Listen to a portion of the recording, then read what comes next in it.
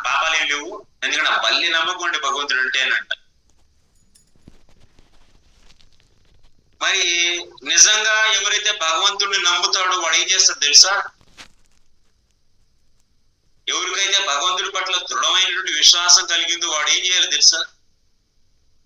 వాడు ఈ శరీరం కాదు నేను, ఈ భౌతిక శరీరం నేను కాదు, నేను నిత్య సేవకుడిని అని చెప్పేసి ఇక అన్ని ఉపాధుల నుంచి బయటకు వచ్చేసి, అంటే అన్ని భావాల నుంచి, అంటే నేను అక్క, చెల్లి, తమ్ముడు, అన్న, నాన్న, భార్య, భర్త అనేటువంటి అన్ని ఉపాధుల్ని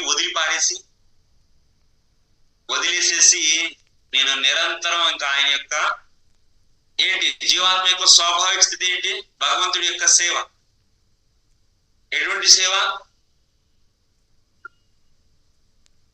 అహైతుకి అప్రతిహత, అంటే నిరంతరం ఎటువంటి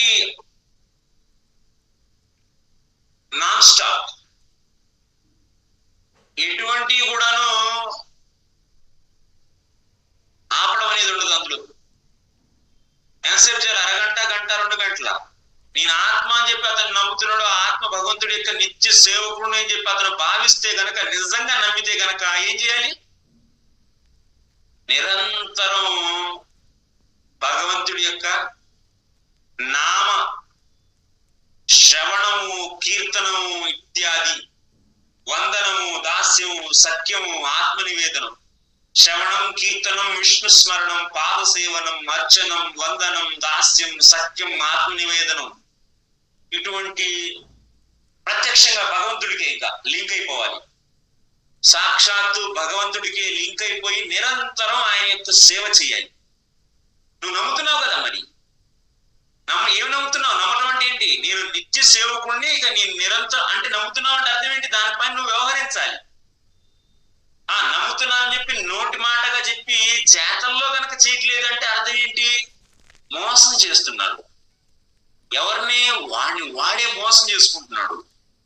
వాడి హృదయంలో ఇంకెన్నో సందేహాలు ఉన్నాయి. కానీ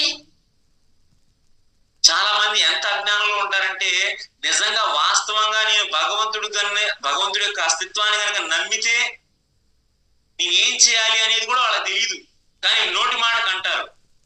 వాడి ఉద్దేశంలో నమ్మడం అంటే ఏంటి? ఏదైనా కష్టం వస్తే భగవంతుడి దగ్గరికి వెళ్తాం. అదా నమ్మకం యొక్క స్వరూపం? అదా నమ్మకం యొక్క స్వరూపం ఏంటి? నమ్మకం అంటే ఏంటి అసలు? నేను భగవంతుడి యొక్క నిత్య దాసుణ్ణి, భగవంతుడు నాకు స్వామి, కాబట్టి ఈ భౌతిక ప్రపంచం, ఈ శరీరం నుంచి వచ్చినటువంటి సంబంధాలు, భవబంధనాలు అనేవి కేవలం తాత్కాలికమైనవి. అవి నా స్వాభావిక స్థితి కాదు. వాటికి సేవ చేయడం నా పని కాదు, వాళ్ళకి సేవ చేయడం నా పని కాదు, నా స్వరూపం కాదు అని చెప్పి వాటన్నిటిని వదిలేసాయి. సర్వధర్మాన్ పరిత్యజ్య మామేకం శరణం వ్రజ అహం త్వాం సర్వ పాపేభ్యో మోక్షయిష్యామి. అటువంటి స్థితికి వస్తే అప్పుడు నిజంగా నీకు భగవంతుడి పట్ల దృఢమైన విశ్వాసం కలిగింది అని చెప్పి చెప్పొచ్చు. సో నోటి మాటగా చెప్పడం అనేది అందరికీ అలవాటు, కానీ వాస్తవంగా దృఢ విశ్వాసాన్ని పెంపొందించుకోవాలి అంటే ఏంటి? ఈ శుద్ధ భక్తుల యొక్క కృపతో ఫస్ట్ మనం కృపకి పాత్రులమై వాళ్ళ సాంగత్యంలో ఉంటూ, ఏంటి శుద్ధ భక్తుల ఇక్కడ ఈ ఏరియాలోకి వచ్చాం. మనకి ఈ ఏరియా ఏంటి? శుద్ధ భక్తుల యొక్క సాంగత్యంలో ఉంటూ ఈ యొక్క నల్లని ఏవైతే సందేహాలు ఉన్నాయో, భగవంతుడి యొక్క అస్తిత్వాన్ని స్వీకరించడానికి అవరోధంగా ఏర్పడినటువంటి ఈ సందేహాల్ని మనం ఏం చేయాలి? ఆ సందేహాలను నివృత్తిపరచుకోవాలి. ఎలా? ఆ శుద్ధ భక్తుడి యొక్క నోటి నుంచి భగవంతుడి యొక్క స్థితిని, జీవుడి యొక్క స్థితిని మనం వినాలి. మరి వినగానే మనకి ఈ భౌతిక పదార్థాలతో ఏర్పడిన ఈ చిత్తం, బుద్ధి, మనస్సు అన్ని మనకి సహకరిస్తే అంటే ఇవి సహకరించవు. కానీ ఈ కృప అనేది ఉంది కదా, ఈ కృప యొక్క ప్రభావం వల్ల ఇప్పుడు ఇవన్నీ ఆ భగవత్ తత్వాన్ని అర్థం చేసుకోగలుగుతాయి.